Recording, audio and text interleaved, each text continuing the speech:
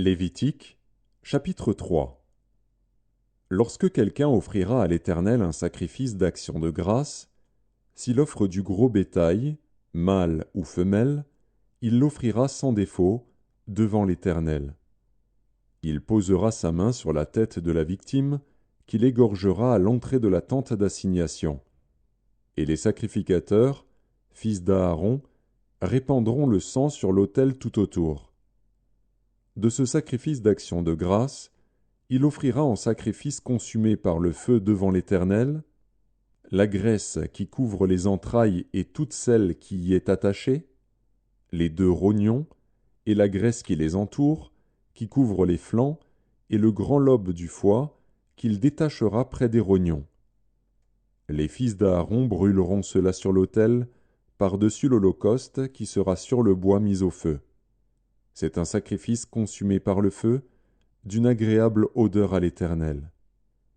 S'il offre du menu bétail, mâle ou femelle, en sacrifice d'action de grâce à l'Éternel, il l'offrira sans défaut.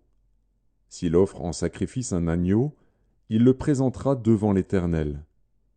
Il posera sa main sur la tête de la victime, qu'il égorgera devant la tente d'assignation.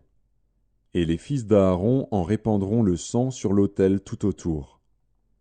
De ce sacrifice d'action de grâce, il offrira en sacrifice consumé par le feu devant l'Éternel la graisse, la queue entière, qu'il séparera près de l'échine, la graisse qui couvre les entrailles et toute celle qui y est attachée, les 2 rognons et la graisse qui les entoure, qui couvre les flancs, et le grand lobe du foie, qu'il détachera près des rognons.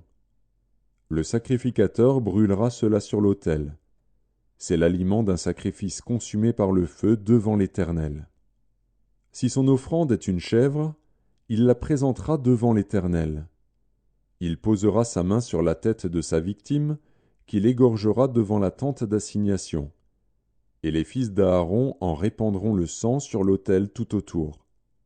De la victime, il offrira en sacrifice consumé par le feu devant l'Éternel la graisse qui couvre les entrailles et toute celle qui y est attachée, les 2 rognons, et la graisse qui les entoure, qui couvre les flancs, et le grand lobe du foie, qu'il détachera près des rognons. Le sacrificateur brûlera cela sur l'autel. Toute la graisse est l'aliment d'un sacrifice consumé par le feu, d'une agréable odeur à l'Éternel. C'est ici une loi perpétuelle pour vos descendants, dans tous les lieux où vous habiterez. Vous ne mangerez ni graisse ni sang.